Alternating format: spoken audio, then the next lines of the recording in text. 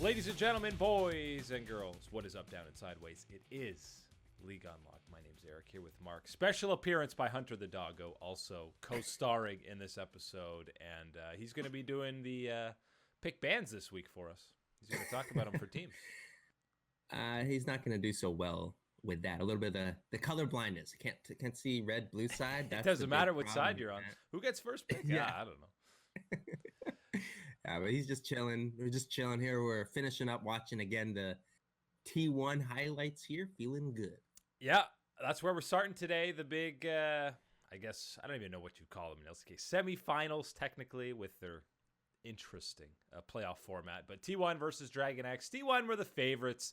Most people expecting them to come away with the series win. Maybe not as convincingly as they ended up doing. It was 4 games, and there was some contest in a lot of the matches, or some of the matches, and the pick bans were crazy, which is why I talk about Hunter doing them. He might have drafted some of them, but we're going to go in depth, game by game. And we start with that first one, which, you know, it was T1 fully in control. Then they lose one team fight, and oh my god, DRX are right back in this game. Then they run it to Baron, and one of the earliest smites you'll ever see out of Piosik on the Baron. Faker ends up getting Baron and a bunch of kills, and then that game was done. But DRX almost got back into it. Yeah, hey, look, that early smite, that's easily 50-50 on the, oh my god, I'm gonna die. I need the health back here type of situation. Yeah.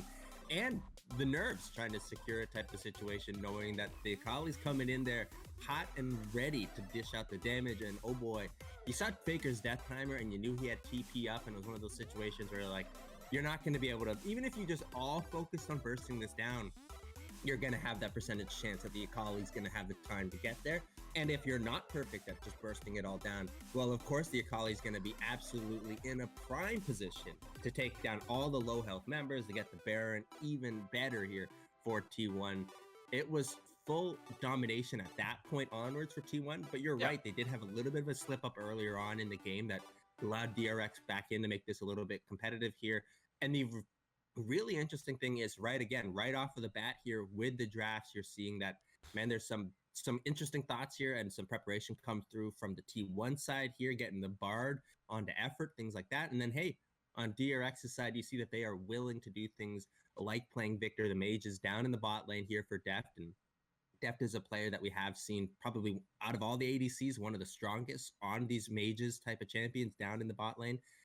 But man, this is going to be a story that we can talk about through the rest of the series here, whether you would have liked to see him on something a little bit more traditional. And you had Chovy with the Gangplank mid, which is supposed to be fantastic pick into the Akali, and he didn't really dominate the laning phase at all. It was pretty much even right up to level 6. Faker was even moving around the map and still not really falling behind in CS. Yeah, Chovy did not get the best of this matchup, this pick here into this one. This one did not work here for the DRX side, and a complete control here from T1. And in this one, the big story for me as well is in that top side, Canna absolutely smashing the matchup into door. And that's an Ornn into a Jace, which is supposed to be the old range versus melee. We've seen how many times an Ornn basically unable to play the game down 60 CS in that Jace matchup. Was not the case for Canna whatsoever. And then we roll into game 2, and Canna gets the Jace against a melee in the Aatrox and absolutely slam dunks Doran again. Game 2 was not close. It was 15-3 in kills for T1. They were in full control pretty much the entire game.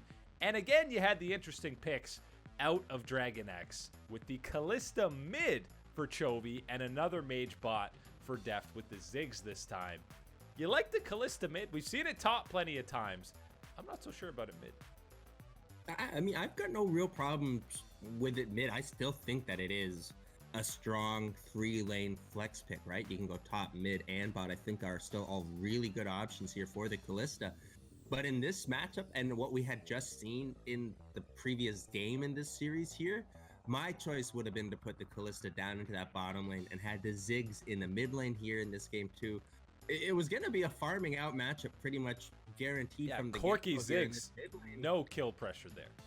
Right, so it wouldn't really matter exactly what you were doing here. The lead that Chovy was able to get with Callista into the Corki matchup here wasn't big enough here to outset what I just think that the power changes if you swap those champions around here for DRX. I think you get a better chance here.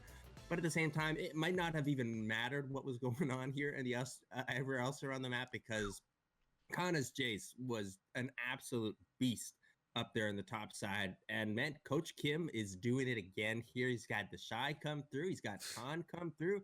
Step right up, Canna, another top lane superstar in the making. Yeah, and that was kind of a matchup we were excited for. A couple of young talents in the top lane, and Canna just absolutely put Doran in the dumpster.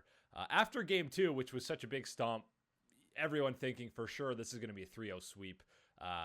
Mentally, I don't know how you bounce back if you're DRX, but give them some credit.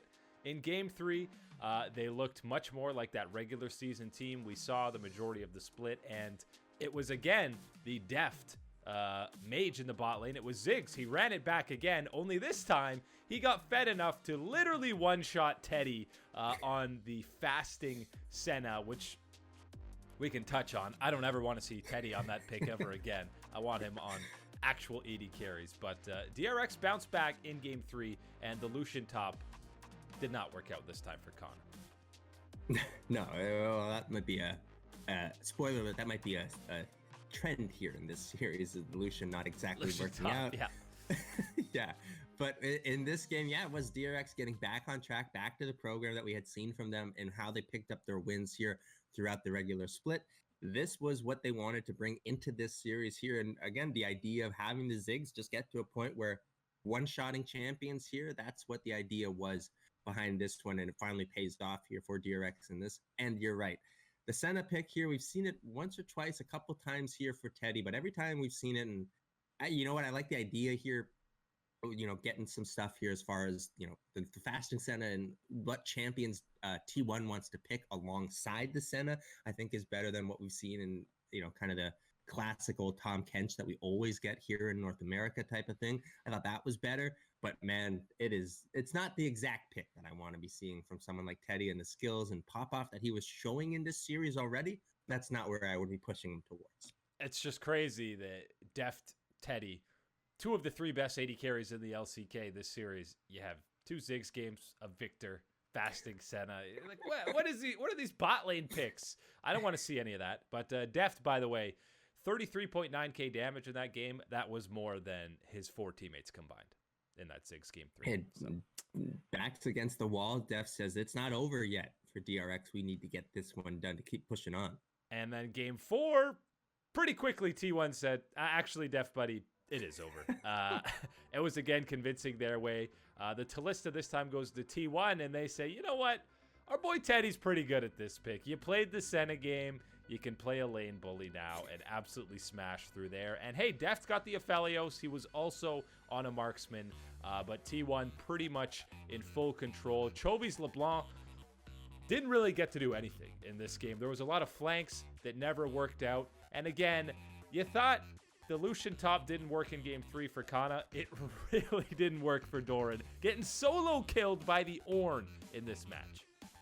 Yeah, and this is where we have to talk about Doran's performance in this series. He was coming off a great performance against Damwon here and getting the best of Nuguri, and especially getting the best of Nuguri in the game 5 and in the carry matchup here for Doran was a big boost in confidence here heading into this matchup. And we said it, that he was going to have the advantage heading into this one, being the, even as young of a career as he has, being the more senior member here compared to Canna. He's and actually played best of 5s. He's actually even been in the playoffs before type of situation. And this was what we got here, the results. Canna absolutely stepping up to the plate, smashing it out of the park here with his performances. This was fantastic, and this game 4 absolutely was the nail in the coffin. And his performance in the top side here to pretty much solo shut down this Lucian and make him a non-factor in the game, that was a major factor in how T1 got so far ahead and closed this one out. And whenever a team with Chovy loses, people are going to beat the Choky meme to death. I don't think he underperformed necessarily. There was sure a few plays where he was too aggressive, or you'll say he's too passive. Why didn't he try and make more plays on the LeBlanc? But across this series, T1's just the better team. Like, that's really, they were expected to win. They performed pretty close to the level that you were expecting. The big mismatches were that top side. We talked about the top lane. Elam didn't play at all. It was 4 games of Cuz, and almost every game you say he definitely manhandled Piosik in the jungle. Yeah, and this is where if you're DRX and you're looking at this series and what you can learn from it and how you become better here, that is absolutely one area that you're going to be looking at is Piosik's performance in the jungle and more or less the continuing trend of, maybe being a little bit too rude here, but kind of the PvE style of gameplay, right? Just farming on up, making sure everything's going okay here. There was a couple instances where you said, hey, buddy, maybe if you paid a little bit of attention here, poke your head out here, even those type of situations, it could have been better here for the DRX lanes, and that could have changed the course of the game. And if you're looking elsewhere here for DRX, you've got to be saying, you know what? Yes, Piosik needs to improve here, but at least down in the bottom side, I think Kiaria did deliver a relatively stable and strong performance. Yes, he's been a major positive here for your team, and he wasn't quite at that level in this series. But I think that goes into how well Effort was playing and the way that the T1 coaching staff did prepare the rest of the squad here heading into this one. And I think even with this loss, heading into summer, you're still looking at Dragon X as a top 3 team and one of the contenders for Worlds. And I think they're still a cut above anyone not named T1 or Gen.G. These 3 squads that were remaining still look like the main front runners to go to Worlds. Yeah, hey, look, you saw this one here, and it felt good because, man, I told you guys a couple weeks ago, T1, they were going to the ship. Boys, book your tickets here. Looking at a champ, it's no problem. Book your tickets to here it is. Your office chair to watch the game. your online finals here. They're virtual tickets. You get any seat you want. Pretty good. That's true. That's true. Couch, floor, fancy chair, standing up. I mean, all the options are there. At cost, concessions. At cost, that's a major steal. Come on, custom fridge, VIP seating, and above all else, like in person, yeah, I'm sure it could be pretty good, but getting to participate in TFT Mobile did a dunga with the rest of Twitch chat here between games, you wouldn't want to be anywhere else. Just got an entire document open of copy pastas that you're going to throw in throughout the show. That you can do your own research. You're part of the show. That's Saturday, Gen.G versus T1. Even though Gen.G are number 1, are the top seed, T1 favorites heading into that match, I would say, right? Pretty fair. Yeah, I think the important thing here is to remember that compared to previous LCK finals, we'll say it again, this is just the 1-week gauntlet run here. This is bam, bam, bam. You're right into the finals here. So expect Gen.G to be prepared and ready for this one, not the type of rust that we see sometimes come through here with those Griffin full month off type of preparations. But no, it's basically a week off that Gen.G are getting. So they'll be ready. I'm sure they were taking and paying attention to that best of between T1 and DRX, and now they know all the strategies. LPL playoffs also started, and they are the full week-long gauntlet as well. And man, what a way to start. The E-Star, the self-proclaimed, and we proclaimed, well, they weren't self-proclaimed. Everyone else proclaimed them. This team's going to Worlds. They're going to be the next LPL team to win championship out in round 1 to World Elite. Didn't even go 5 games. It went 4, and they were lucky to even get a win in this series. This is a classic combination of E-Star absolutely not playing to the level that we saw their peak in the regular season. And yeah, they were already on a downward trend, but they played even worse in this series. And huge shout out, World Elite. They played extremely well. They came in with all the momentum in the world heading into playoffs, and absolutely were the better team this day. Yeah, hey, you got to give full credit here to World Elite. And even as much as we love this story of E-Star and are big fans of these young guys and what they've been able to do here in this split, it comes to a crashing halt here as far as the second half of the split was nowhere near anywhere close to the levels that we saw in the first half of the spring split here. And yes, that is teams getting a bit more looks at you and, having more to repair on type of situation. But it really did feel more about the individual performances here, kind of slipping down the ladder here for E-Star, and especially seeing it in this series here. You saw a lot of kind of the inexperience, those type of situations in the playoffs matchup That's what I more or less attribute this loss here to. And kind of the thing here for eStar that's unfortunate is if you're looking at the pressure of just this year, right? If you're thinking further on, this isn't that big of a bump in the road. This is something that the squad can learn from and grow from type of situation.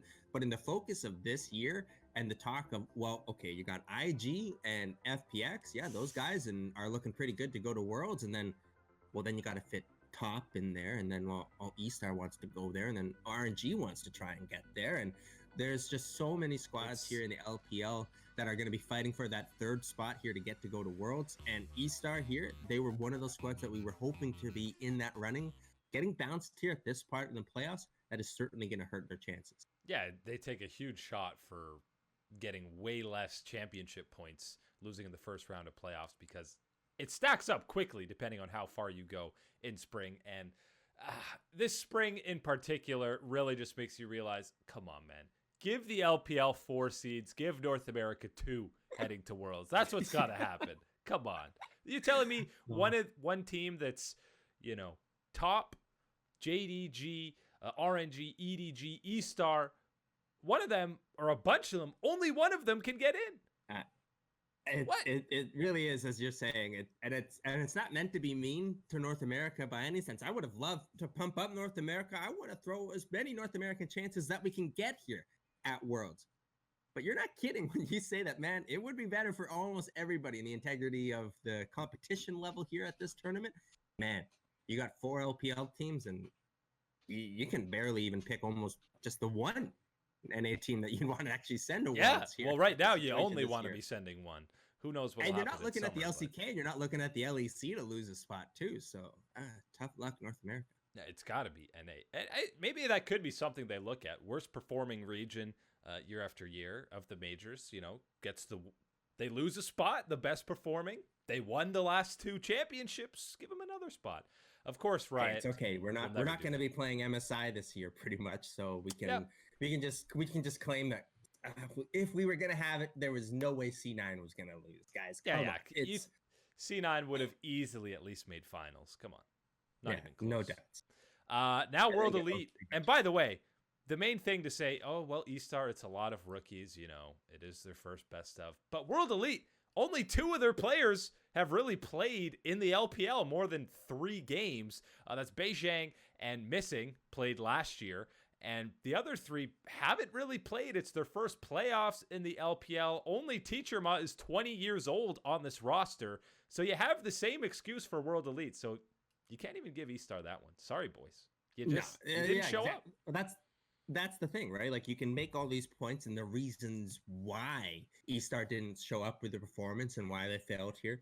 But the ultimate result is that it is of failure, and especially considering, as we talk about, getting those very precious world points here type of situation, limiting yourself to what you only got here off of the hard work that you did at the start of the split. That is certainly not the way that eStar and the rest of those boys would want this one to end out. World Elite advances on Friday. They play top. There's no way they beat them, right? That's one of those situations where we can also talk about WE, but like, man, if eStar gets through, and as much as I love eStar, and as much as I think about the potential of these boys, hey, come on, you're going up against Top, you're going up against your boy Knight, you're going up against Jackie Love. Come on, Top is rolling, man. Fresh off just 2-0ing eStar and FPX heading into playoffs, their confidence is at an all-time high. And that's at the risk of making the JDG mistake that ourselves and everyone except that 8th seed, man. That 8th seed. The JDG prediction coming through. He saw it in a dream. Did he dream of World Elite? I hope not. And RNG EDG also tomorrow. They're spacing out these playoff series, so we'll talk about that tomorrow. But with the end of the regular season, they handed out the MVPs, the all-pro teams in China, and bless his heart, after all the drama that happened with Griffin, Kanavi freed from the chains of their management. He gets back to JD Gaming, and all he does is wrap up the MVP of the spring split. He had 13 Man of the Match awards, which was tied for Doin' B, but when they did the actual voting and first place votes, he edged out the man, the myth, the legend, Doin' B, who almost always wins MVP. So big shout outs to Kanavi. Well deserved. He was clearly the best juggler in the LPL this season. This is amongst all the stories in League of Legends and let alone all of esports. I think this is one of the most positive stories that we have this year.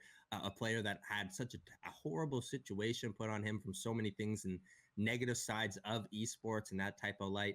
He finds a way to shine through here on this squad, and the performances that he's been delivering have been fantastic. But just again, having him in a situation like this that is positive and good on a human perspective is wonderful. The performances that he's delivering on the Rift, if you're talking about a fan perspective, you're talking about results, you couldn't want anything more than what Kanavi has done here so far this split. Yeah, and so many of the games that JDG were winning this split, you were looking at Kanavi absolutely dominating, whether it was on that Kindred pick or even some of these tanks just completely taking over games. But definitely prefer to see him on those carry picks. The first team, All-Pro in China. Obviously, you have Kanavi in the jungle, the Shy top, Doinb mid, Puff in the bot lane, and Xiao C, who also won Rookie of the Split on eStar, remember, regular season. So that's your first team. All makes sense to me. Seeing Puff there is impressive, but I mean, it's hard to put someone else over him. Jackie Love, remember, guys, he did not play enough that you could talk about him being on any of these lists. Come on. Yeah. As much as I love my boy Jackie Love, there's no way he's getting that spot here in that situation. I've got no problems with this first team. All-Pro LPL squad looks great from top to bottom. Think about lining up against a squad like this. You got the Shy, you got Doinb, two major stars in those solo lanes. Navi doing unreal things in the jungle this split. And then, man, you go down bottom side. Puff has been aggressive, has been dishing out the damage. And Xiao C, that has been the calm, steady presence. You had to ban Thresh and Blitz against eStar pretty much every game. Second team. Those are point and click abilities here for Xiao C, pretty much. Yeah, pretty balanced.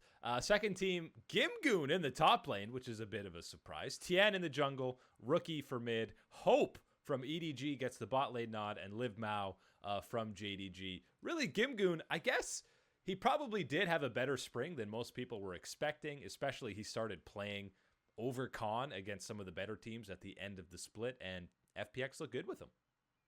Yeah, I think that's really the story here is, yes, you got to tip your cap to the work that Gimgoon has been doing. And this is a guy that he gets his fair share of criticism, but he also doesn't get, I think, enough of the praise that when we talk about how well things go on FPX and what they're doing here, I think his stability and level of play has given them a lot here. And you see it here in this split, the success that they were having here. Yes, you saw a flash or two of getting things to work out quite well with Khan, but there's still a lot of issues here to work out with certain things for the team and how they play with him.